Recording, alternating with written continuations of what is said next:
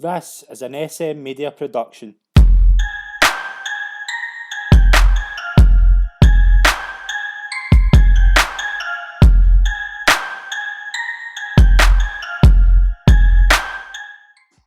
Hi there and welcome to the opening edition of the Sit Down on SM Media. I am Scott McPike. I'm going to be the host of this show and I'm delighted to finally bring you this show. First guest this week, I'm very excited to welcome Scott McLean, former Kilmarnock player and now the pride of Darvel. Scott, how are we doing, mate? Thanks very much for coming on. No problem. Thanks very much for having me on. No problem at all. And congratulations anyway on the birth of the first child, you and Zoe. How's fatherhood treating you so far? It's been good, to be fair. Best feeling ever. Aye. Seeing your kid born. But a lot of sleepless nights ahead, I think. First one was last night. Was it just get introduced to that world? I know. It's a big shock, to be fair. Usually I quite like my sleep, but no. Got to play my part and get up. Definitely. Sadly. Definitely. And we'll kick off. How you been during the kind of what we're all dealing with now? Like, how you been getting on? I've been fine. Obviously it's a bit different because my partner was pregnant at the time. So she finished her work. She wasn't allowed to go back in. So she finished in like March when this all kind of kicked off, and then obviously I was off for kind of 10-11 weeks. So it was quite good. Getting to spend a bit of time whilst she was pregnant, because obviously I'd usually been at work and she'd have been at work. Yeah. So it was quite nice at the start and stuff, and then it starts to kind of work on you. You get a bit more frustrated at the fact that you can't really leave the house or you can't do things you used to do. And I love nothing more than going and kicking a ball somewhere, even at this age, just going to a cage or whatever it is and just kicking a ball for an hour. And not being able to do just wee simple things like that, it gets to you. I know you. Aye. I think we're all kind of in the same boat as well. Like slowly getting back to some sort of normality, but here's hoping we get there. And as well as that, like, what's your kind of big takeaway for the pandemic, as we say? Like, what was the one thing you kind of missed more than anything? Like kicking a ball about, I take it. I think obviously last season when I was at Annan, I was doing a lot of travelling and stuff like that, and I probably didn't enjoy my football last season as much as I could have. Yeah. With it, I was doing travelling and I was up and down the roads, and especially when it gets into the winter, you're going the dark nights down the country roads, and to get ultimately down to Annan, it's 2 hours away. So it's a big commitment. So it got to the point where I was getting dead frustrated with that, and but then having that wee break, you maybe think at the start it was not so bad, but after 5-6 weeks of no football, it grinds on you. Obviously, if it's something you've done for years and years and years, and you're going to miss it. So it was tough. And that's my big takeaway. Football shouldn't be cancelled. You think so? You think? Should just carry on. And especially, like, I think they just finished 7th, and in that, like, last season, was that like it averaged at about 7th? 7th or 8th, I think. Aye. But to be fair, we were out it. We were no mathematically out it, but I think other teams were starting to build a bit of momentum last year. When we won we didn't win a game for a good few weeks, and obviously in that league, you've got Cove, you've got Edinburgh City, and they're the kind of 2 top clubs. But the rest, it's a mixed barrel. Emdy could beat Emdy. As one of the leagues. As one of the leagues where, like, I think this season they two did run away with it. I think Cove won by about 20 points in the end up, but it is one of the leagues, I think, where like anybody can beat anybody. Like, we see kind of strange results all the time in that league. Well, the one that stands out for me last year was we beat Cove 7-1. Aye, all right, I remember that. We beat Cove 7-1, and then we played them about a month later and get beat 4-0. That's crazy. Like, you go from that high to that low in the space of 4 or 5 weeks. Well, you maybe go for that high, beating the top team in that league, who undoubtedly were the top team, to then maybe playing a kind of lesser team than them maybe Cowdenbeath or Yeah. Albion Rovers or whatever it is, and drawing or getting beat. That's just that league for you. It's a very, very tough league to get out. And as well as that, Cove came up for the Lowland League as well, brought in Paul Hartley. Like, were they a good side? Like, they were very good. They signed boy Fraser Fivey. Yeah. Won the Scottish Cup with Hibs and everything like that, and played down south. And you could just tell when you start the season, it's the same as always. You're in the group chat with the boys, and messages are kind of flying about that your opponents are signing this person and that person, and then when somebody fires that in the chat that they're signing Fivey, and then they're signing Rory McAllister, who ultimately is probably the most prolific goal scorer in the lower leagues of Scotland. Aye, he's always thereabouts, and he's always bagging them in. Yeah, so it was one of them. I think when you see things like that, you always expect them to go on and be a top team in that league. Yeah, and I wasn't surprised to see them go straight up again. Aye, they do look good as well. If they keep Paul Hartley, they'll probably go up and up, because he's very, very good. He's actually as well done a pretty good job at Dundee. I think he was kind of there when that all kind of went down financially, but he kind of held that kind of team together. So a great job for him getting that. We'll move on as well. We'll start with your early years playing football and things like that, like growing up. Just tell me a bit about where you grew up and what kind of family life was like for you.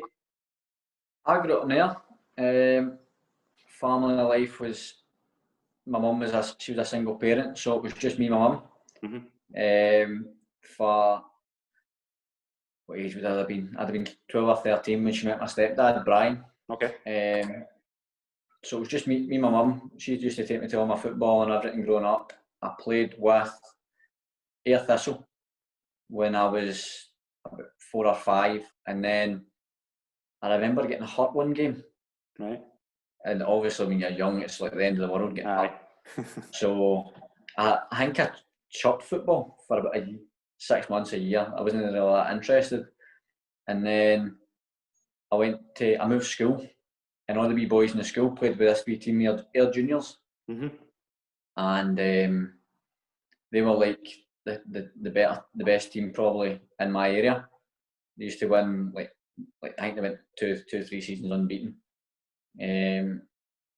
But then one day they come in and said that they'd been beat for this team Southside. So I thought, I'm going to try my luck and try and get in there. So I managed to get in, and I was at Southside until I was 15. Played boys club all the way up till I was 15. So that was great. I loved that. Like the boys, all the coaches. It was brilliant. We kind of kept a kind of core group of boys all the way up. Do you think that helped you as well? Like having that kind of core group, especially when you went on to where you went on to, like having the boys that you played with all your kind of younger days and things like that, like having them around about you. Definitely. I think too many kids. Also, I think there comes a time where when you're younger, then it has to become a bit more serious. Mm-hmm. It's all one, playing with your friends and stuff like that, but if you really want to make it as a footballer, you need to play with the best team. Ultimately, I think that's the only way you're going to get better, is playing with better players. Mm-hmm. And I was fortunate enough when I went into Southside that it was a very, very good team. And we done well. We won the Glasgow Cup. Right. We beat the Scottish Cup winners in the final. We got to the semi-final of the Scottish Cup the season before. Won the league, won all the cups. Like we won everything, kind of like domestically, locally. So they were brilliant, and they were brilliant for me growing up as well. Aye. Just another thing as well, like who did you grow up supporting, and maybe your kind of earliest football memories, like supporting the team and things like that? I was a Rangers fan.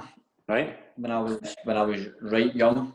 I must have been, what age? I went to a Catholic school, and I got my Holy Communion and everything in a Rangers tartan. Really? Aye. So that was just me. I just love football. It wasn't really a talent or anything for me. It was just I like the colours. Yeah. So No. that was that. I was a Rangers fan until I was about maybe 8 or 9, maybe 10. What changed? And then I just decided Scottish football was, in my head, I decided that Scottish football was rubbish. I didn't want to support a Scottish team anymore.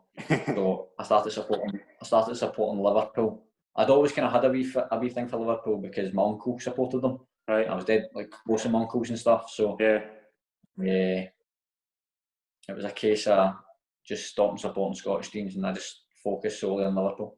Aye. Who were your kind of idols then? Like watching the football and kind of things like that. Who were the kind of people you wanted to emulate?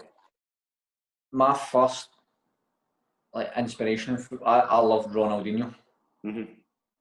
I remember. Well, I remember going to Barcelona and I remember the yellow Barcelona top. Yeah. It was like a luminous yellow. Yeah. I get that, and I get Ronaldinho 10 in the back, and I'd have wore that 7 days a week, 24 hours a day. It was different class, wasn't he? Like just his skill. Oh, he was phenomenal. He was brilliant. So I definitely say he was the player I looked up to when I was young, and then it kind of changed. And I went through a stage of when Torres was at Liverpool. Yeah. He was like God to me. I thought he was a bee's knees. He was brilliant. So he was still I'd probably still say my favourite player, even when he moved back to Atletico Madrid and everything like that. Not so much when he went to Chelsea, I wasn't too happy then. But when he moved back to Atletico Madrid and that, I kind of liked him a wee bit better. Were you surprised when he went to Chelsea that he didn't kind of make it there? No, not really. I think at Liverpool he was the main man. Him and Gerrard were the main kind of focal point. Aye. And I can't mind at Chelsea if Drogba that was it. Drogba would still have been there, aye. I think they're more suited to Chelsea, if you get me. Yeah. Like, physical, fair enough. I'm not saying Torres wasn't a physical player, but he was more a kind of technical player that could finish and link up. Whereas Drogba was a kind of not a battering ram, but he was physical, hold play up, scored goals, and he just suited the way Chelsea played. I don't think Torres kind of fitted the mould there. As well as that, like he went on to score a winning goal in the Euros, and then like a couple of years later, something went wrong. Like was it the pressure of the big move? I don't know, but when he was at Liverpool, he was frightening. Like he was just so far ahead. He was the best striker in the world, definitely back then. Oh, it was hands down. But you hear Gerrard talking about him, and Gerrard always says that Suarez was a better player, but he just had that connection with Torres straight away. It was it was like telepathic. They knew where they would be. So he could play the pass without even thinking about it. Yeah. We'll move on as well. We'll talk about how did you kind of get scouted for Kilmarnock, and when was that? Like, how did that come about? I went through trials and everything and trained with clubs for years. I was up and down to St Mirren about maybe 3 or 4 times, and then I was in at Morton, St Mirren, and Kilmarnock all at one time. Right. And I was training like 5 nights a week and playing. I was basically playing 7 days because I was training Monday to Friday, playing a Saturday in my boys' club, and then I was playing like one of them on a Sunday. So it was a lot of travelling, a lot of commitment, and my mum at the time, she was still a single mum at the time, so it came to the point where I kind of sacked them all off, and I played boys' club again for another kind of couple of years, and then I got asked to go into St Mirren again and Kilmarnock. So I done that because I was getting to the point where I was 15 years old. I thought it's either you do it now or you don't do it. So I took the step to go in there, and it's always hard getting into a club like that because the boys have usually been together for years. Aye. And it's trying to work your way in. to be one of them. So I went up to St Mirren, and it was all right. It was good, but I went into Kilmarnock, and I knew a couple of boys in there, and it was just I went home and I said to my mum and that, I said I'd rather just kind of focus on the one. And obviously she was like, no, you stick at both. She says you could maybe get something for both of them, and it's a case of you can choose. So I played a couple of games with Kilmarnock in the 17s, but I was only 15, so it was like, the way it worked was you played 15s, then you went to 17s, so you'd be an under 16 playing the year above. So I was in there, and that was good. Paul Wright and Alan Robertson were my coaches. So I went in, played a couple of games, done well, and they offered me a deal. And St Mirren had no offered me a deal, but basically like hinted towards it. And then Kilmarnock asked me to play against St Mirren on a Sunday. Right. And then St Mirren asked me to play against Kilmarnock on that Sunday. Oh, really? So I'd already agreed with Kilmarnock, so then I played and I scored. And then after it, St Mirren asked me to sign after scoring against them and playing against them. Right. But I'd already agreed to sign with Kilmarnock, so that was how that had happened. That's how it all kind of started for me. And obviously, like, you're doing that when you're going through school as well. Was school kind of in the back burner then, or were you just football? I'll be honest, I never really took to school at all. School was never really big for me. Nah. Like, obviously, some kids take to academic, like are academically suited for school, but my like main focus was football. I never really took much to do with school. The only reason I went to school really in my mind was to play with the school football team. Right. Okay. And I never, like, I'd hate going in. Obviously, no kid likes going to school, but I had in my head early on that as soon as I can get out of here, I'm out. So did you leave in like fourth year, right? I left. Would it have been can I end? Probably fourth year. Fourth year. But it was a case of I'd get asked in January if I wanted to go in and train with the 20s. Right. Full time. Like, obviously, when you get paid or anything like that, but it would be a case of I was 15 and I thought I need to can I take that opportunity up? So I went in and train kind of full time for 6 months with Kelly, or kind of 4 or 5 months with Kelly with the 20s. So obviously, me going for boys club to doing that, it was like 6 months later I was up with the 20s and stuff like that. So it was a big jump, and I had to take it with both hands. So it was a case of me just going into school and saying that basically I wouldn't be back in. Right. Okay. That was the kind of career path I was wanting to take. So I didn't go back in. I signed my leavers forms, and then I went in and trained full time, which ultimately got me my contract. Aye, and just when you signed your contract as well, like, who were some of the players in that team you played with, like, they were coming through at the same time as you? In the under 20s, there was Greg Kilty, Adam Hodge, Sam Loudon, Greg Taylor. He's done very well for himself. Yeah, how's that? David Syme. A lot of these boys are now going to be playing against me at the juniors again. Right. But there was a good few that didn't make it, that should have made it, I think. And what was the coaches like as well? Would they give you a bit of kind of? Would they give you a bit of stick, or would they be like? Would they be helping you through it? Would they be giving you kind of tips and things like that, or would they be kind of on your neck? Paul Wright was my coach at 17s, and he was tough but fair. Very tough but fair.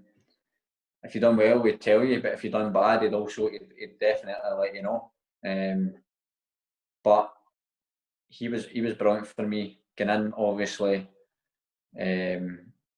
from boys club, it was basically a case of like shape up or shape out with him.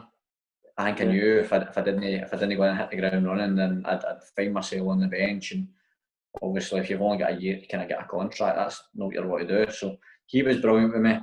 Alan Robertson, when I moved up to the 20s, he was brilliant again. Mm-hmm. He was really, really good. But I think he was more a kind of, he'd been there, done it. He'd been the coach for a while. He'd probably seen all types of players, all different types of characters and personalities as well. So he kind of knew how to deal with most people. Yeah. So he was really good, and he always kind of helps you through if you weren't playing. He'd always kind of keep you on your toes, keep you fit, give you wee tips, wee ideas to kind of probably ultimately change his mind and get you playing. Mm-hmm. So when you kind of finished up with the kind of youth team as well, like how long were you kind of playing there, like youth, before kind of getting through it, the kind of first team? I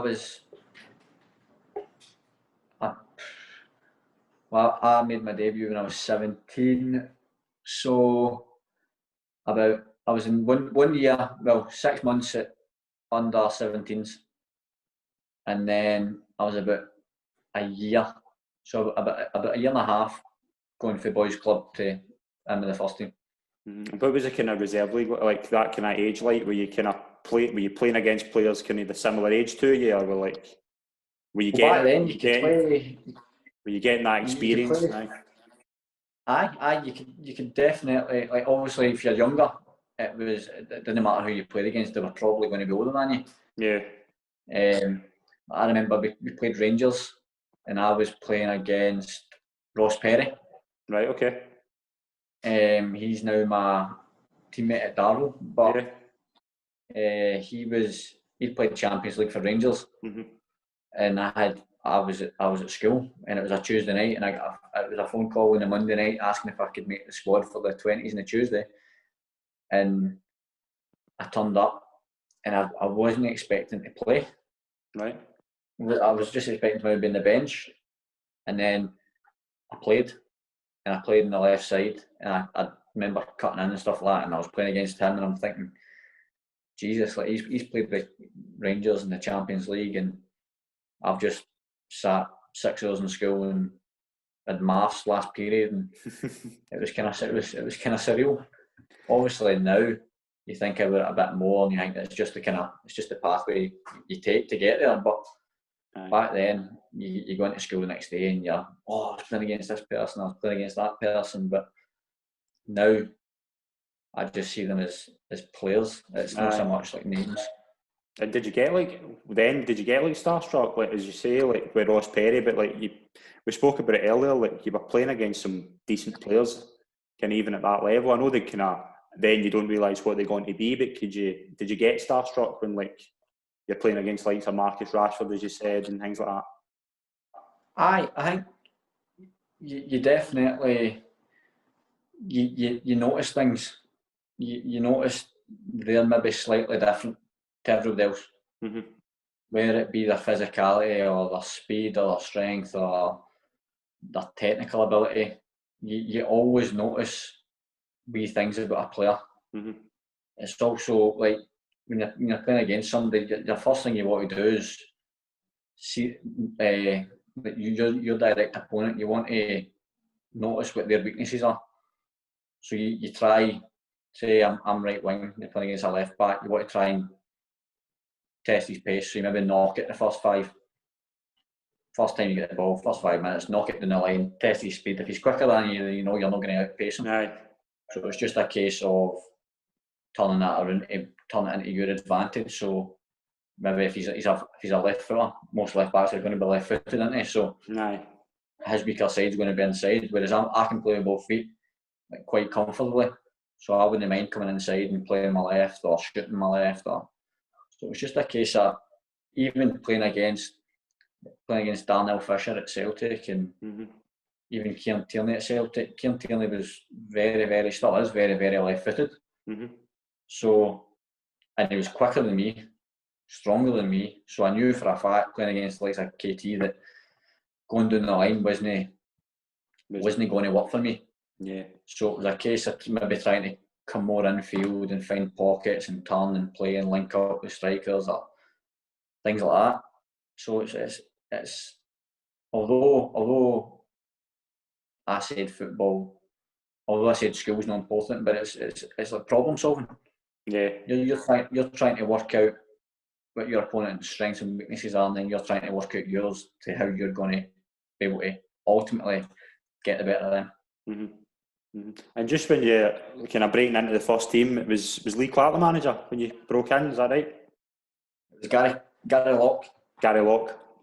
Gary Locke was my manager, and it was quite funny because I wasn't even playing with the 20s really. We'd come back from pre-season. No, we'd just come back into pre-season, sorry, and with a couple of wee friendlies, and I wasn't really playing, and I was getting scunnered because it was going into the second year of my deal. Right. And it was my last year to kind of get a new deal, and I was kind of panicking a wee bit, but we played like an 11v11 game in training, and I done really well in that game. And then we played Motherwell in a friendly on the, what would that have been, the Monday, and then we played, that's a lie, sorry, we played Morton in a friendly on the Saturday, but we'd played Queen of the South in the first team in a friendly on the Friday night. Right. So every player was meant to play 45 each. So I wasn't involved in the squad on the Saturday, in the Friday night, sorry, against Queen of the South. But I get into the training on the Saturday morning, and it was the assistant Peter Leaving said to me, he says, "You'll be involved with the first team." Mm-hmm. And I was straight away, I was thinking to myself, hardly kicked a ball for the 20s. How's this happening? Mm-hmm. So I did the training session in the morning, which obviously is a pre-season session, so it's not exactly a walk in the park. Yeah. So I done that, and then we done. Gary Locke pulled me aside and says, "You'll come on for Dale Carrick in 15 minutes in because he played 60 last night." So I went on, and I think it was more the adrenaline got me through the game because I was absolutely gubbed, honestly, and I had a really, really good game against Morton. Nearly scored, hit the post, and I think from then on I was more or less involved with the first team, but still no really playing with the 20s. Right, it was very, very strange. I was like training with the first team, but then I was maybe only playing 60 minutes for the 20s or whatever it would be coming on some games, and then we played a game against Motherwell on Monday, and I played the 90 minutes, and I played well, scored, set up one, and then it was after the game, somebody told me to go down and check the hamper for the boots and stuff. Yeah. And it was a squad list v Celtic, and I'm reading down it and I see my name, and I was like, "Geez, how's that happened?" So I went in pre-match and everything the day before, the night of the game, and my mum and my stepdad at that time were in America. Right. So I phoned them after the Motherwell game. I says, "I'm in the squad tomorrow," and they were like, "No way! Like, how's this happened? Like, we're away, and we'll know if you get on all that, we're not going to see it." Aye. So it was a case of trying to work out for their side how to get in to watch the game, just in case. What was that? I wasn't expecting to play. I was just expecting to be in the stand. I was not expecting to be involved really. And he turned up, and he named me on the bench. Right. And it was getting. We went 1-0 down, 1 each, 2-1, and then we got a penalty. Right. And I was meant to come on before the penalty, and I was standing up my strip and everything on, and like the nerves were crazy. Like I was honestly, I was so nervous, like scared. It's more scared than anything because I'm thinking you're going on and playing against them. If you lose the ball, they score. Like, that's no. Obviously, you're trying to think positive, but you're also thinking the negatives as soon as you go on that pitch. So I got halted for about 3-4 minutes till the penalty. And that we scored the penalty. Callum Higginbotham chipped it in the middle. Right. And then I come on, and it was surreal. It was mental. But how long did you get? How long did you get that day? Like, how long? When did you come on? Oh, wasn't it long? It was kind of the last couple of minutes. Right. Was it a buzz? Like, did the buzz kick in while you were coming on, or was it still like nerves? Especially when you're playing against like a team like Celtic, who genuinely would have felt different if you'd played against like another team, or would it have been just because it was that team that the kind of nerves kicked in? I do think it was to do with the team, mostly because when you're watching the game, you can see any wee mistakes we were doing, they would capitalise on them. They'd either get a corner or a shot away, something like that. So it was more a case of like when he told me to get stripped, I was like, it was the best feeling ever. Mm-hmm.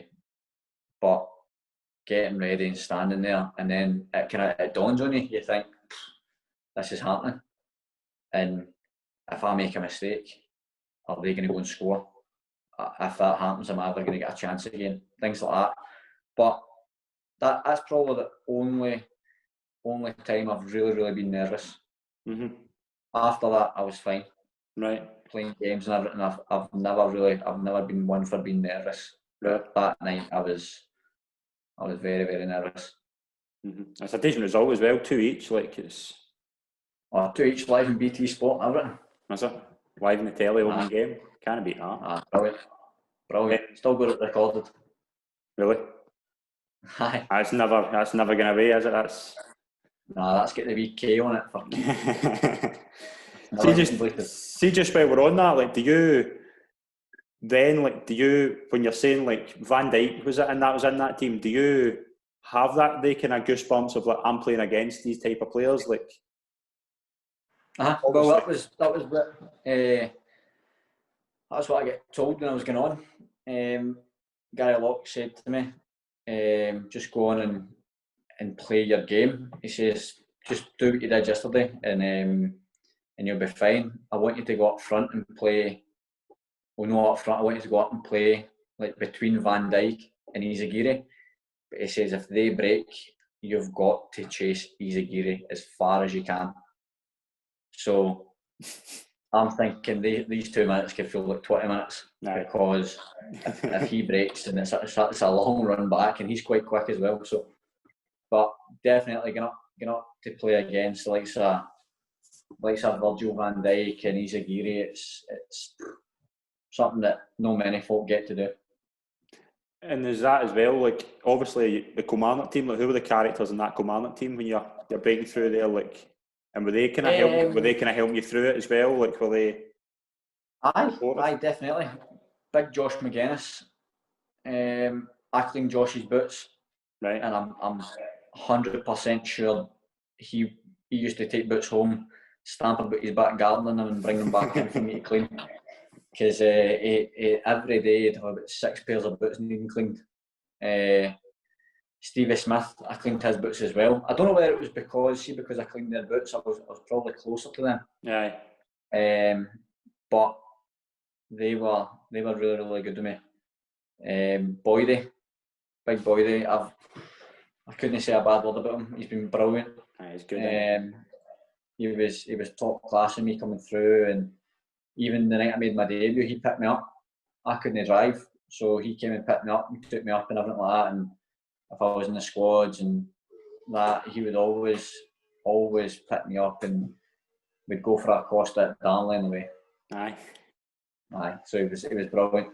Aye, he's good. He is good. He's a good guy. As well as that, like, have you got any kind of stories for them, like, that stick in your head? I've got one at Christmas. I just talking about characters and stuff like that. We used to do all the under-20s had to do was sing a song for the first team. Right. At Christmas. So you had to in the Kelly changing room. It was like just a big square like that. So they'd all sit around, and then you'd have to stand like bang smack in the middle and sing or dance or do whatever. And it was the person that was the worst had to like go in the shower in their slips and basically get like eggs and milk and flour and everything flung over them. And I had honestly lived at home and practiced this song so much. Like, I swear I couldn't. I was a cert in my head. I was a cert to like definitely not be in the bottom two at least. Aye. And I went in and completely froze and forgot every word. And I just kind of stood there and I've got music playing on my phone and everything, and it was a disaster. But then Davy Syme decided to go in after me, and decided that he wasn't going to sing or dance. He was just going to do impressions of the first team. So he went in and he started like first thing he started slagging like the manager. Like Alan Johnson at the time. I don't know where he'd been for a couple of sunbeds or he'd been on holiday, but probably a sunbeds. But he was quite tanned. Aye. And first thing Davy says when he walks through the door was, "Sorry, I'm late, boys. I was just finishing that sunbed." And then it was everybody. It was either going to go one or two ways. It was either going to be like hilarious and everybody was going to laugh, or it was going to be dead awkward. Aye. And it went the worst way for him because everybody just kind of sat quiet, and then he started like he had the tactics board up and he was slaughtering players, and it was, oh my, it's up there with one of the funniest and worst things I've ever seen in my life. But he saved me from getting done in with eggs and flour and milk, so it was him that he finished bottom, but they did say I was a very, very close second bottom. What was the song? James Bay, I think, Let It Go. Can you give a rendition of it? Nah, I can't mind the words. So when you kind of made your debut, like you signed a 3-year contract extension after that, like how did you feel when that came up? It was, I didn't expect it, to be fair. I knew that I'd probably merited a new deal, considering like the progression that I'd made over like a year and a half. So after I made my debut, it wasn't long after that I get my agent messaged me and said they've offered you a 3-year, and there wasn't really much talk about it before then. So it was a kind of wee shock to me. So obviously I agreed terms and stuff like that and signed it. But it was an amazing feeling again, because I just thought that that's me sorted for another 3 years, and I can just fully focus on football and not worry about what's going to happen at the end of the season. Am I going to have a job? Am I not? And so it was good. It was good that way. The fact that I could then just focus on the football. Mm-hmm. And then Gary Locke leaves and Lee Clark comes in. Is that? Yeah. What was he like? Lee Clark was. it was a mixed bunch. At the start, I don't think he fancied me at all. Right. But at the end, we got on brilliant. Gary Locke left, and he wasn't getting the results. But I think he left too early. Right. Because we were coming up to a run of games where,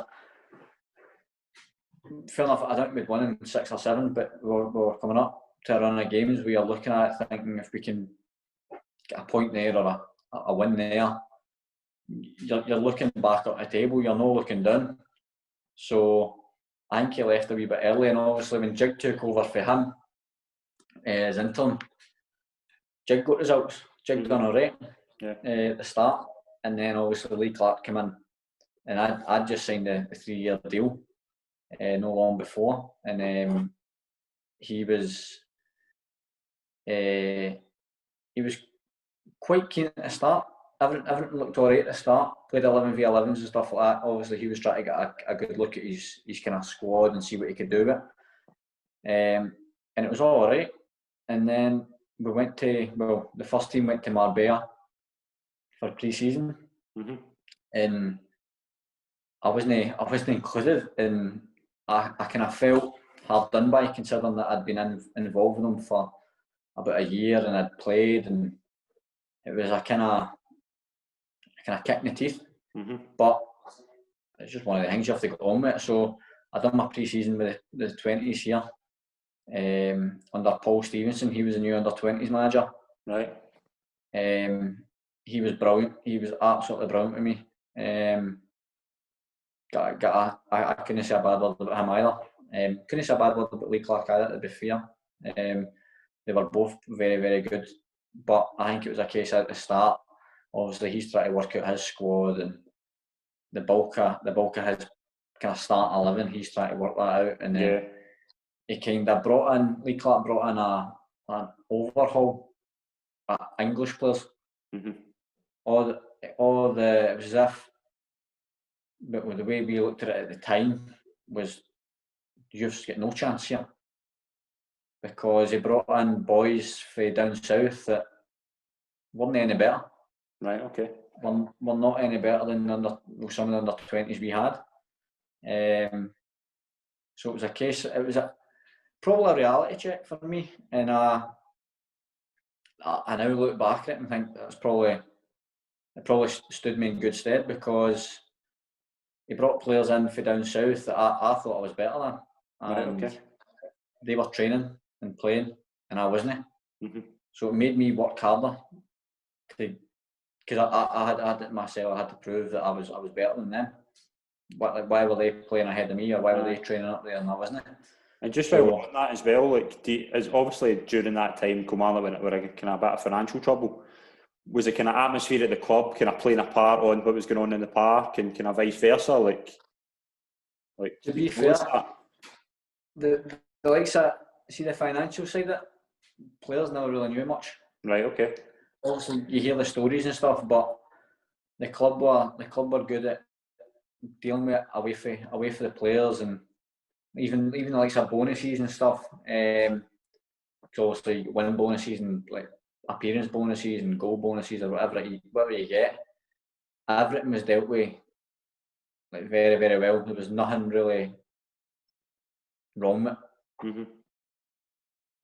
And while we're on that as well, just like saying, like when you say Lee McCulloch come in, the fact that Lee McCulloch had been where he was, like it just coming for Rangers, obviously wanted to make his start in kind of coaching. Did you see did they look as if he had the kind of idea like what he was doing coaching wise? Like was he pretty good? It obviously looks as if he got a good football in mind, but did you notice that as soon as you kind of met him? Jake came in as a player. He came in as a player coach. Yeah. And he played. I think we played Ross County first game of the season, and he lasted about 20 minutes and then come off. All right. I think it was his calf. And then after that, he just took a complete back seat with the playing side of it and focused mainly on the coaching. But Jig was good at the start. He was brilliant to me. He was always giving me wee tips, always giving me advice, talk me through his career, things he did in his career that are similar that I could do in mine, and he took a lot of time to actually get to know me and stuff. So he was very good to me at the start, and then when Lee Clark get the job, obviously I'd just no longer signed a 3-year deal, and after pre-season and stuff, he basically told me I could leave. Right. I could go and get a new club, and obviously I'd never been in that situation before, so I never knew the ins and outs of it. So I'd got in contact with my agent, and I said basically, he's just told me I can go, and he was like, "You've just signed a 3-year contract. It's not as easy as that." And I was like, "Well, what happens now?" He says, "Well, it's just a case of trying to find you a club." So that was when I went my wee ventures down south. Was it Burnley the first one? Is that right? Yeah, I was at Burnley. We had played. We had a boy on loan, Luke Hendry for Burnley. Right. He played right back, I think he's at Grimsby Town or something now. Okay. But he good player. Really nice boy. He was doing a degree on like sports analysis. Right. Something along the lines. So he was always watching the under-20s games and basically doing the match report. All right. Okay. So we played a couple of games, and obviously I'd done well in them, and I was still in the back of my mind thinking, how can they be saying I can just leave? Like I was playing like well, and then we played Hibs away at the Orium, and I played well. This was a Tuesday, and I'd done well. Scored, I think, set up one. We won 2-1. My manager at the time, Paul Stevenson, he was like buzzing with me. He was like, if you just keep going like that, you'll be fine. Yeah. But in my head, I'd never chuck it. I'd never chuck it at a club. But I'd kind of thought to myself, well, why am I not even getting an opportunity to kind of prove myself? I'm playing well and stuff like that, and I'm getting nowhere near it. So it was that night I got home, and my agent phoned me about 8 o'clock, and he says, I've just had Burnley on the phone, and they want you to get down and trial. And I was like no way, like Burnley, a Premier League club, like that's mental. So I says, well, when they want me down, I was expecting to say like maybe a week, 2 weeks, and he says they want you down for 10 o'clock tomorrow morning. Oh, really? And this is at 8:15 at night. And I says, right, so how's this working? He says, well, they've paid your hotel and everything like that. He says, you just need to get there. And I didn't drive at the time. Mm-hmm. So I jumped in I was on ScotRail and everything like that, looking for the trains, and I got a train to Glasgow, train from Glasgow to Preston, and then from Preston down to Burnley. Right. And I get picked up about 8:30, 9 in the morning, and then trained at 10 on the Wednesday, trained the Thursday, trained the Friday, and then the weekend off. Mm-hmm. So I come back up the road for the weekend, and then went back down on the Monday and played against Fleetwood on the Tuesday. Mm-hmm. And I had kind of suspicions that they were wanting to sign me quite early on, because we done a wee 11v11 game, and I scored like 4 or something like that. Mm-hmm. And the teams were kind of mixed, so I thought, well, I'm scoring 4, and this is what they've got so far, then I'm thinking surely I'm in with a chance here. So I kind of put my head in, and then we played Fleetwood on the Tuesday, and all the way along they were kind of asking like, what age are you? How many years left have you got for 23s and all that kind of stuff. So I was thinking they're obviously thinking about something. So played Fleetwood on the Tuesday.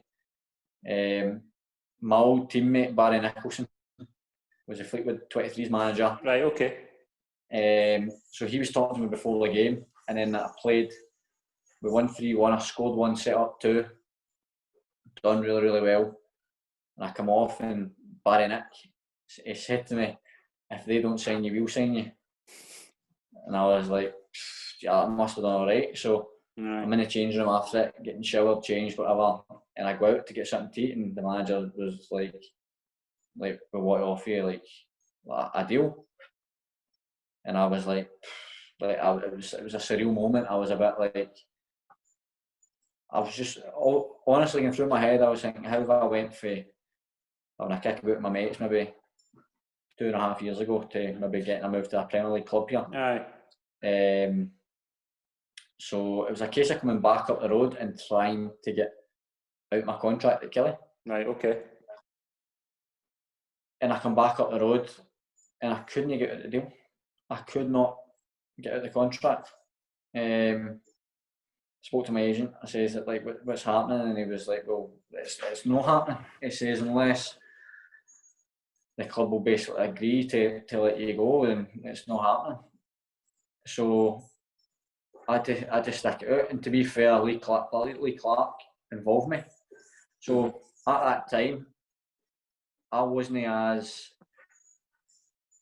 I should probably have pushed it further and harder to get out at that point, but I didn't, because I was involved with the first team, and I was in the bench and I was getting on and things like that. I was playing with 20s, and my 20s team were in the semi-final of the Youth Cup. So got to January, and I'd Burnley on the phone again. They were like, "Can you get down? Like, the deal's still here for you if you can get down." And I never ever get out that contract to get done. But we got to the semis of the Youth Cup, and then at the end of that season, my contract got terminated. Crazy, isn't it? Is that your biggest regret? Like, that move never happening? Aye, probably. But no for the move not happening, but for myself not pushing it. Right, okay. I should have. Obviously, at that time, I'm young, and I don't really know the ins and outs of it all. So I'm not want to come across as somebody that's big, like trying to be bigger than what they are. Right. So I never pushed it as much as I probably could have and should have. So that would be one of my bigger regrets. But probably my biggest regret was the day my contract got terminated. When I was in the office and they're talking to me about it all, and you get asked, do you think you deserve your next year and your contract? And straight away, I'm thinking, like definitely.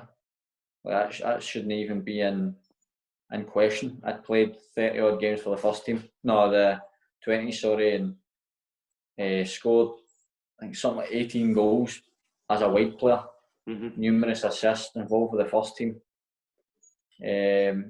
Still only 19 at this time, so I still had plenty of time to grow as a player and stuff like that. But it never ever happened. I feel I never really got the full opportunity to come out to go and express myself, and especially when Lee Clark left and Jig took over again. I think I don't know what it was, but something maybe didn't click with me and Jig at that point, and it was a case of my opportunities became less and less, and I was finding myself more and more out the picture. But the day they told me that I was getting released, I should probably stuck up for myself a bit more. Right. But at that point in time, you're young, you don't really know how to go about it without coming across as either arrogant or cocky or just a pain. So I never really questioned too much about it, but I should have, I think. But definitely, they two are standout regrets for me. So when your deal at Kilmarnock got terminated, did Burnley no try and get in touch or anything? No, was the kind of deal off the table? I went back down to Burnley. I was down at Burnley for pre-season. First session in. We just done our testing and stuff like that. Everything was looking well. First session, done my ankle. It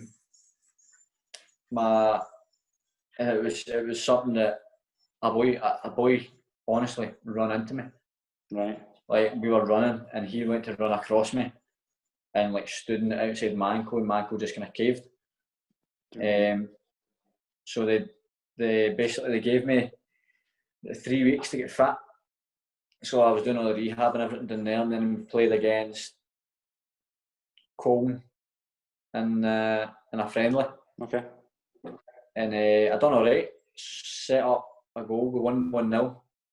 And then after that, the manager basically said that it wasn't going to happen. So I come back up the road and worked my way.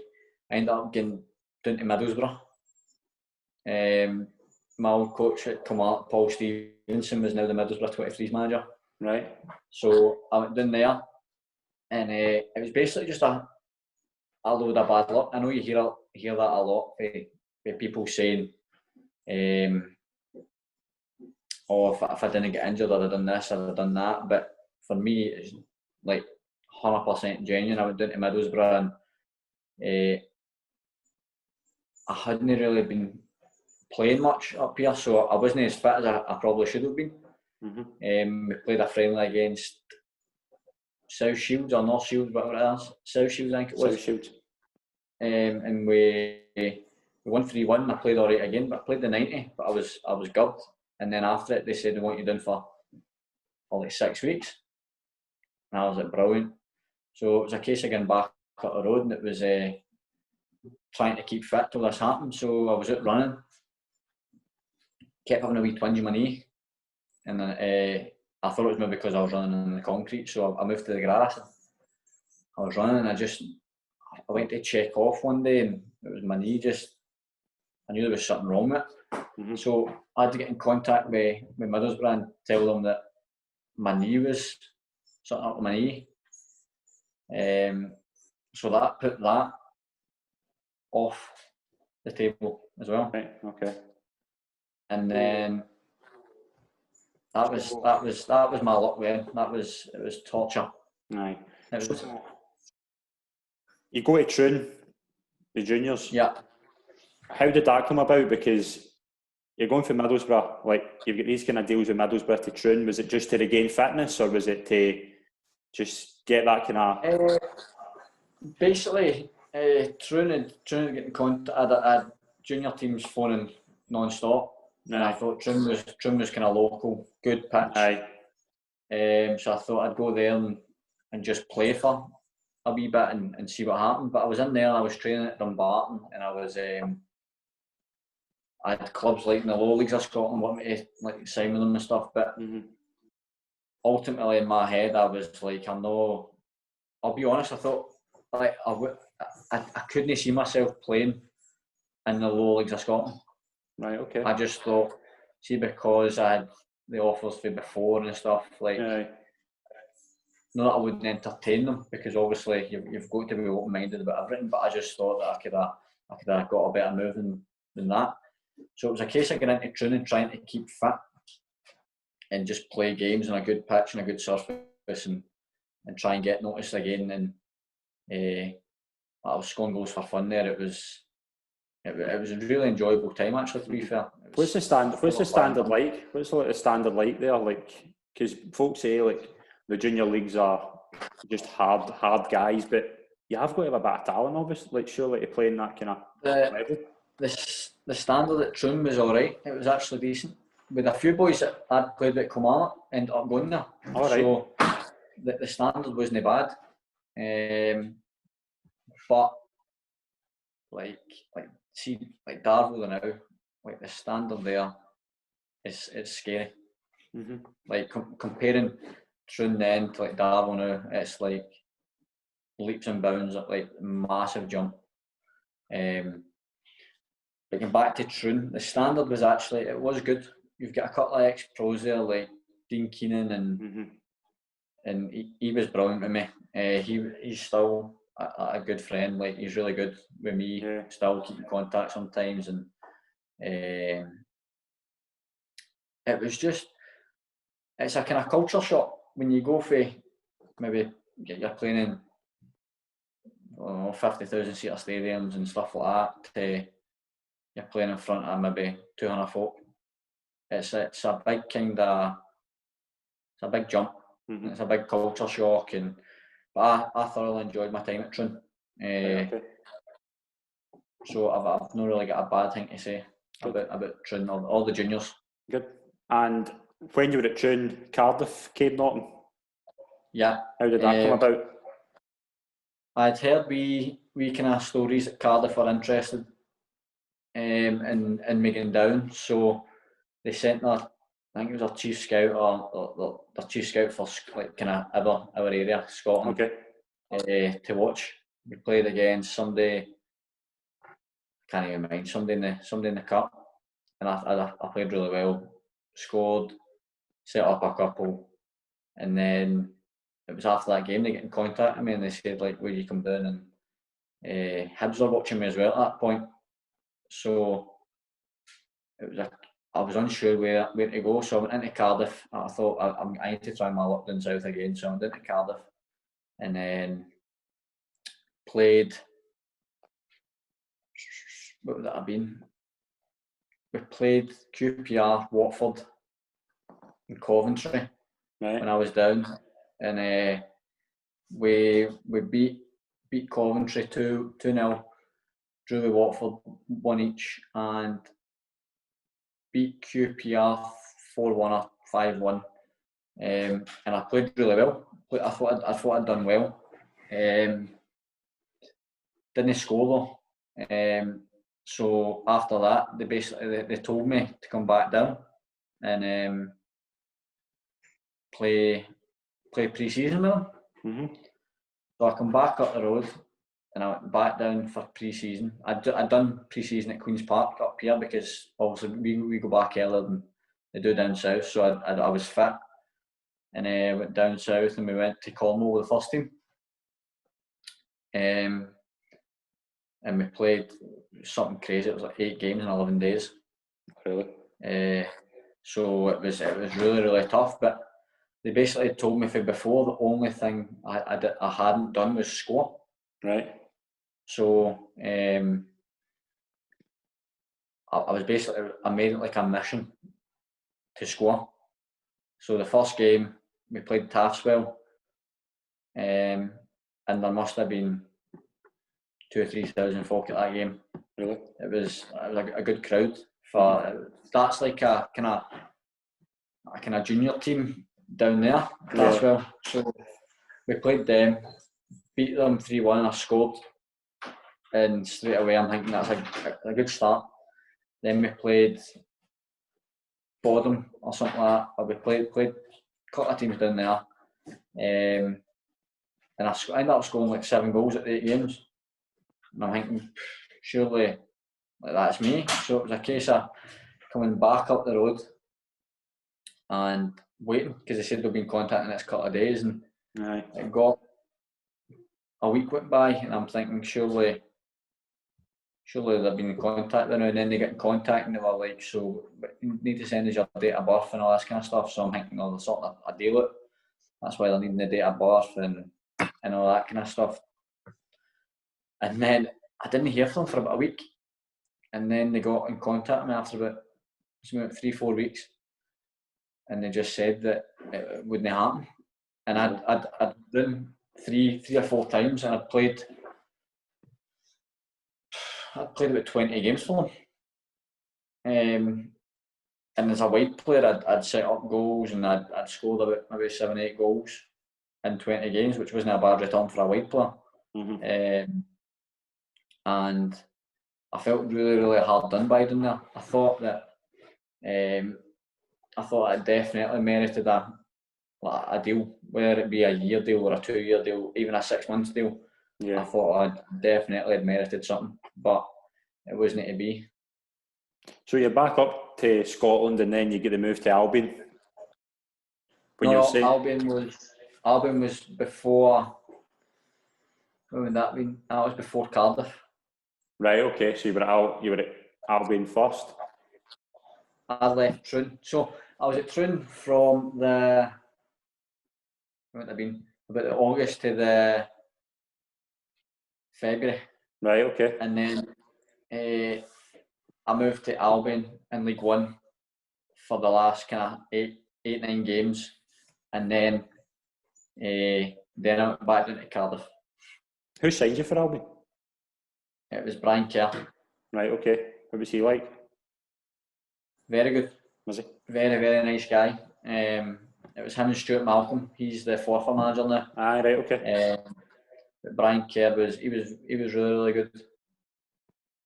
Mm-hmm. Really nice guy. He always took time to speak to you, and but we were in a difficult position when I signed. We were, I think, second bottom or bottom, and only 8 games to go. And I think when I'd sit, because I'd been in and trained and I'd done well in training, but I hadn't played in like 3-4 weeks. So we were playing Alloa, and obviously they were kind of challenging for like the kind of playoffs, so they were a good side. And we played Alloa on the Saturday, and I'd only trained the Thursday night. So I played in the Saturday. I ended up getting in. He messaged me on the Friday night saying, "How's your legs?" I know when a manager messages that, you don't want to say, "Oh, good." They're not good now. So you say, "Oh, they're fine, they're brilliant." And then I turned up on the Saturday and my legs were heavy. And he took me in and he says, "You're starting." I was like, Jesus, here we go. This is going to be a long 90 minutes. But we get beat 2-1. But I enjoyed my time there as well. Honestly, I've not really had a club that I've not enjoyed my time with, if I'm honest. Everywhere's different. Obviously, everywhere's going to be different. You've got different people. But I think, especially when you get to the lower league teams, there's so much more effort put in to make you feel more welcome. Yeah. Whether it be people in the background working even in the ticket office, or whether it's the folk selling the pies or the folk selling the programmes, whatever it is, they always make that wee bit more effort. It's like a community feel as well, isn't it? Like they're all staying together. Close knit. Aye. Just not you. Sorry, on you go. No, on you go. So even like fans, like you maybe like I'd just trained in the Thursday night, played on the Saturday, and after that you're getting fans coming up and talking to you. Aye. So it's these things like that. It's just obviously there's no thousands and thousands of fans, but there's still be things like that make it worthwhile. You get the move to Queen's Park as well. Gus McPherson's there. Gus McPherson obviously been there, done it with like St Mirren and things like that. What was he like as a coach? Gus was, I was in at Queen's Park before I went back down to Cardiff. And Gus had basically said to me before I went down, if nothing happens, then I'll sign you, like, no bother. Yeah. So I come back up and I was kind of waiting to hear, obviously, for Cardiff, and I was waiting to hear for other clubs and stuff like that. So I'd said to Gus, "Can I just come in and train now until I hear back?" So I went in and trained, which was brilliant of him to let me train, and it was also brilliant of him to let me do a pre-season with him. Pretty much, before I went down. So I went in there, trained, and then I'd heard back for Cardiff, and they were playing Kilmarnock in a friendly. All right. And he said to me, like, I'd just found out for Cardiff that I wasn't going there. So my head wasn't in it, but I'd agreed to play because it was my old club, and that I thought, well, might as well just play. Aye. And I remember playing, and it got to half time, and I was thinking, I've been shocking. Like my head was my head was away, and like one thing about football, you've got to be mentally like ready for it, because there's a lot more lows and highs. Definitely a lot more lows and highs. And that was one of them. So it was me trying to deal with that and playing against some of your mates who you've played with for a couple of years, 3-4 years, and you're seeing them do all right, and you're thinking to yourself, how are they doing all right and I'm not? And it's a whirlwind of emotions, but it's one of them that I was glad that after that game, Gus, he took me to the side and says, I've just heard that, like, what happened at Cardiff. He says, I shouldn't even have played you. I'm sorry for that. And I thought, well, he's a genuine guy, and he's going to give me the opportunity to come and play. And then obviously getting to play in Hampden every home game. It's not something you get too often, so I had to take that chance. Just while we're on that, like, my dad played with Gus when he was at Rangers in 85, 86 in the youth team. He said Gus even then was a great guy, and he's just obviously from then he's just obviously took being around like the kind of Rangers team then, he's obviously took that with him into kind of management himself. But Mark Roberts comes in at Queen's Park shortly after that. I think, does he come in as Gus's assistant? Aye, Marco come in for to be Gus's assistant at the start. What's Marco like as a guy? Just tell the viewers. Oh my God, he's mad as a brush. He is honestly, he's one of the best characters I've Aye, been in a changing room in that way.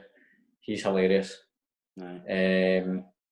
He's like one of the boys, even though obviously he's had a good career in that, playing with Ayr and Kilmarnock and stuff, but it's as if he's never really changed for that. No. Obviously what you'd be like in a changing room, you get the jokes and the laughs and all that kind of stuff, but he just carried that on.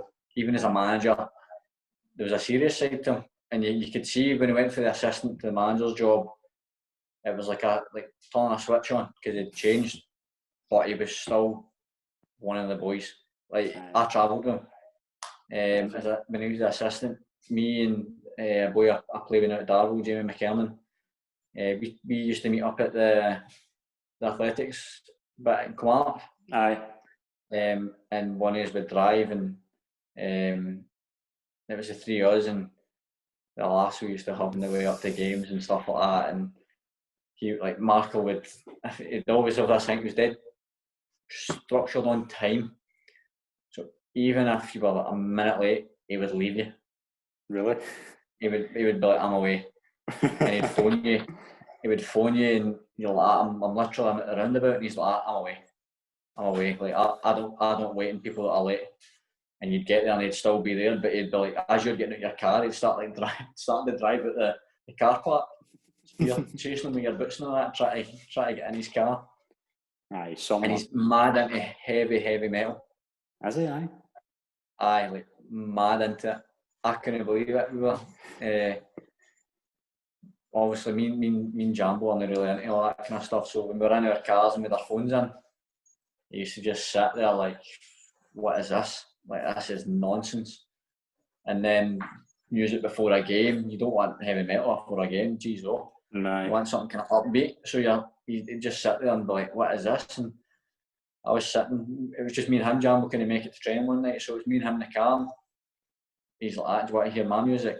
And I was like, aye, and you go, fire it on. He puts on a Slipknot or something like that, and he just starts like screaming to it, and he knows every word, and I'm like, surely you're not listening to this? And he says, that's what I listen to, like heavy metal. Crazy. That's how mad it is, because who actually listens to that kind of stuff? Nah, he's crazy, but as you said, a good career as well. Like, and do you think he can add a connection with you because you were local to him? Like, well, probably. I'd seen him kind of floating about Rugby Park a couple of times when I was at Killie, and I always spoke to him, always spoke away to him.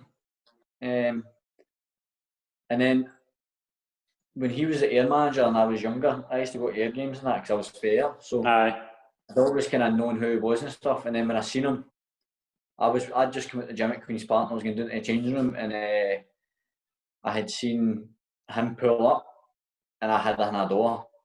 I jumped out on him.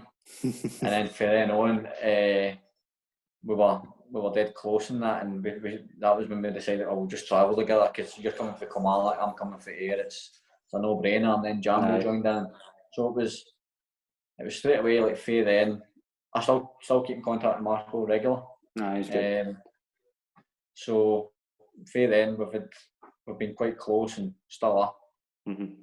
So you then move on to Annan. Like, when you were in the lower leagues, like, did you feel as if you had something to prove because of what had happened kind of down south and at Kilmarnock? Like, did you feel that was your chance to kind of get that move you wanted kind of down south?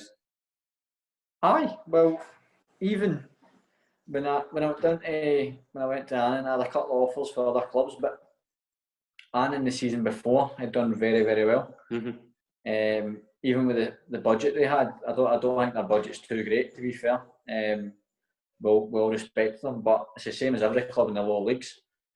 They've got to make do with what they've got. So the season before, they had a right good season. They finished fourth. They get into the playoffs, and they made it to the playoff final against Clyde. So I thought it's a good shout to get in there and play. And I went down and I hit the ground running. I scored a hat trick my first pre-season game against Hamilton. And then I done well at the start, and then I don't know what happened. We went through a kind of rough patch, and weren't really picking up points where we should have. And I thought I was probably the easy option, because it's always the easy option. See, if you're a manager, see the wide player, hook the wide player. and maybe go, I don't know, change formation to maybe 2 up front instead of 1 up front, and then you can nullify the need for a winger as such. So I found myself on the bench for a few weeks, and that's when it crossed my mind. I was thinking, why am I travelling this? Why am I leaving the house at 3:30, 4 in the afternoon to get down, to try and miss the traffic, to get down here for training 2 nights a week, and travelling down here on a Saturday to not play. So I kind of spoke to Peter Murphy, and to be fair to Peter, he was brilliant. Such a lovely guy. Good manager, good knowledge of the game. But we kind of agreed to disagree. I didn't really want to be there at the end, but he wanted me to be there. He says, like, it's just unfortunate timing and stuff, like, with what's happening. And then obviously the coronavirus hit. But they offered me a new deal this year, but with my baby and that coming, I thought there's no way that I'd be like sacrificing all that time again with the travel, and because you're doing that 6 hours of your day. You're doing that 2 hours down, 2 hours training, 2 hours back, 6 hours. It's a long time. No, as you say, like if you're starting every week, it's worth it. But if you're not getting that run in the team, it just feels as if you're sitting about when you could be kind of closer to home. Like, aye, definitely. And it's not that. See if you're out the team because you're maybe not playing well at all. Aye. I can understand it, but see when you're doing all right, or you're maybe setting up a goal, or you've scored a goal, and then you find yourself at the team. That's when it annoys you, because you think, is it personal? Is it something I've done? Have I said something out of tongue that's put me in this situation? But as I've said, with all my clubs I've been with, I've been fortunate enough that I've never really had a club that I've disliked. Do you think as a wide player as well, you're under more pressure because you're always expected to like create and contribute, like goal wise and things like that? Definitely. As a wide player, you're judged in your final ball on it. Aye. The likes of, if you're a centre half, you're judged in kind of clean sheets and your defensive battles. But same as if you're a fullback, you're judged in, well, a modern day fullback, their job's to stop crosses coming in and putting crosses in the other opposition's box. But as a wide player, you're constantly involved. So you've got to be fit. You've got to have good end product. You've got to be able to score. You've got to be able to cross. For me, I think you've got to be able to use both feet. So it's all these wee things you've got to have. And ultimately, if you're not setting up, if you're not scoring, then you're going to find yourself at the team, because they rely on you to produce that in the upper third of the pitch. As well as that, we'll just talk quickly about your coaching as well. You've started your own coaching kind of programme. How did that kind of come about? Has that always been the plan, like with after football? Is that always getting into coaching? I'll be honest, it was a kind of, no spur of the moment, but I had thought about it for a wee while, and it was a case of like I was either going to do it or I wasn't, and I didn't really like the idea of getting a proper job. Right, if you get me. Yeah. I wanted a job that I'd still be kind of active, kicking a ball or involved in football, and I thought I might as well give something back, because I've got the experience and I've got the knowledge on football. I think that I could give something back, and hopefully I end up with a player that goes on to, a player or two even, that goes on to have a right good career in football, whether it be junior level football, winning cups or whatever it is, or going on at the seniors and doing really well. Do you think there's a responsibility as well, like because there's not a lot of players coming through, like there's that added pressure to find that kind of player? Aye. I also think, like, I can give them the difference. I always think the difference between me and see somebody that's maybe no disrespect to them, not played the game at a high level. The difference is I can kind of.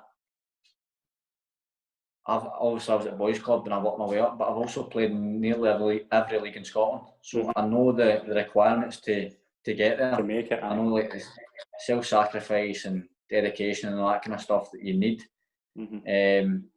Whereas maybe people that haven't played, it's all when you can say, oh, you need this, you need that, you need this, you need that. But if you've not actually been there and done it, I think it's very, very hard to actually get your points across and get people to like believe in you as a coach, especially when you're coaching their kid, whose ultimate dream is to become a footballer. Yeah. And you done a bit of work with Chris Boyd in his academy. Was it last summer? Yeah. Like, was that, how did that come about? Did Chris just ask you to do it, or? That was basically Boyd asked what I was doing in the summer, because we still keep in contact even now. Still keep in contact, but they'd asked me what I was doing this summer, and I just said that I was not really up to much, and they asked if I wanted to come in and help out, just doing the coaching. Was that good? Because it gave me a wee kind of feel for what I was going to go into. But even then, I'd never thought about getting into coaching.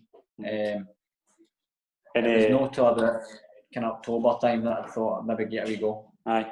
And while the kind of coronavirus has been going on, like, you've been doing very well, like doing like Zoom calls with, like, I think did you have Kenny Miller on, like Lee Clark was on as well, I think Leroy Lita as well.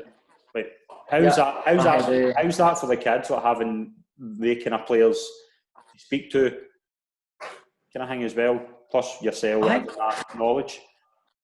I think all the kids enjoyed it. I hope they enjoyed it, because it was a lot of hard work put in to try and get these kind of guys to come on and speak to them. But it was more a kind of, I was doing me Zoom calls and that, like we kind of ball mastery sessions and we fitness sessions and stuff like that for all the kids I kind of coached to keep them motivated, give them something to look forward to, and keep them active during the lockdown. But I had thought I'm going to try and get some players that I know to kind of give a bit back as well, and see if they like enjoy speaking to them. So Leroy, Big Christian Naddy, he was the first one. Aye. Then I ended up, I get in contact with Leroy. Leroy came and trial at Kelly. Right. So that's how I knew him. Right, okay. I kept in contact with him. I got a hold of Kenny Miller. I get Lee Miller, who was at Middlesbrough, played with him at Kelly, and now at I got a load of right good players and players that have played at the highest level, internationals and stuff as well. So it was a case of just giving a wee bit back to the kids, and it was a wee kind of reward for them. Obviously, if they'd been doing sessions with me through the day, then they get this wee thing at night that they get to go and talk to a professional footballer that's played at the highest level, and getting wee tips for them, because I can give them all the tips they want and tell them what it takes to be there. But ultimately, I've not made it as a top player. I've made it as a professional, and I've done well. But like Kenny Miller, going and playing in the Premier League and scoring against England for Scotland, and that's wee things that kids will maybe never ever get to do again. They might never get to speak to these players, but at least I gave them the opportunity to come on and ask a question. And it wasn't me asking questions. I had to take their names down, and I would go around every player who had a wee question, and they got to ask the player themselves. So it's about building confidence and about building their characters, as well as getting to speak to a professional. Absolutely, that's brilliant. You're ready for a couple of quick fire questions? Well, can I change them? Not a problem. All right. Who would you say is the best player you played with? Best player played with? Oh, that's a hard one. Who was that?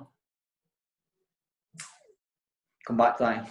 Right. I can't answer. Right. Best player you played against? Van Dijk. Favourite pair of boots when you were growing up? Predators. Brilliant. The ones with the big tongue that you could get that wee elastic bit in the bottom. Aye. I thought you were going to say total 90s, because the kind of Torres. No, wasn't it? No, I didn't wear them. Actually, just the other week there, see the boots I made my debut on. I'd managed to find them again. So I've ordered them. They've came. I've got 2 pairs of them sitting there. So I'm rolling back the years. Very good. Favourite player growing up? Would you say it was Torres? Yeah. Aye, I'd say probably just tips Ronaldinho. An interesting fact about yourself that nobody else would know. Doesn't need to be football. It can be anything. Oh, interesting fact. Not interesting, to be fair. I'm quite just laid back. I've not really do much. I've been on Soccer AM. Have you? Aye. Yeah. I wasn't a guest, but they done a wee bit on a goal I scored against Dundee, just in case nobody knows that. I think I remember that actually. I can't remember that. It was like, was it not? Did you take on? Did you take on a few players or something? It was like a skill. No, it was the ball get chipped to her, and I'm like the kind of corner of the box, and I volleyed it first time, like on a half zinger, and it's went flying at the far top corner. Very good. Favourite film and TV show? TV show. Don't know. I quite like Gordon Ramsay. See that Gino, Fred, and Gordon? Aye, it's good, isn't it? Quite like that when that's on. Film. I would go. I love Step Brothers. Aye, it's good, isn't it? Good film. I love Step Brothers. It's one of the things you could watch over and over and over. Aye. Still funny. Aye. And we'll go back to the question, favourite player you've played with? Favourite player I've played with? I forgot about that actually. Favourite player I've played with is Boydie. And just because if you're in his wee teams or anything, you always knew if you get the ball to him kind of 5-10 yards out, it's a goal. That's a goal, right? No. It was one of the best finishers I think I've ever seen. Just how... Aye, definitely. Right. And also, if you didn't win and you were doing the runs, you knew you were only finishing last. So we'll just kind of finish up in the future. Signed with Darvel, back to the juniors. Obviously, kind of now we don't know when you'll be starting up again, kind of playing, but are you just buzzing to get back into football? Aye. We were training for a wee couple of weeks there, but obviously everything's had to stop again till Monday coming. Mm-hmm. So just really looking forward to getting in there and hopefully hitting the ground running. Obviously I'm a bit closer to home for the baby and stuff like that. So it's a lot handier. And it's, to be fair, it's probably one of the best setups I've been in for a long time. The way it's all run, you've got your strength and conditioning coaches, you've got your sports scientist, you've got your coach, your assistant manager, your manager. Like everything's top drawer. The pitch, the changing rooms, everything's top level. So I'm really looking forward to the season ahead. Good, that's good, mate. And as well as that, like obviously new kid in the way, like already, are you just buzzing just to get your kid here and get starting the family? Yeah, definitely. Just looking forward to. Obviously, you don't want to wish the years away, but looking forward to him growing up and hopefully following in my footsteps and kicking a ball. And I've given him a couple of days off now, but the 1-to-1's starting Monday. Brilliant. Obviously, though, you've still got a bit of time left in the tank. Are you still thinking the big move's still going to happen? Aye, I'm still hopeful that if I have a good season at Darvel, and obviously I think they'll be a top team in the juniors next year. I'm sure we will be. And I think clubs will watch us, so I'm hoping that I go and have a good season and hopefully get a good move next year. Yeah, even if I don't, then it's one of the things. Then I'll give it the best go I've got. But you've done well. We'll see what happens. I thoroughly enjoyed it, mate. Thanks very much for coming on. Not a problem. Thank you very much for having us. Cheers, mate. It's been great. Thanks. Brilliant. Cheers. Cheers.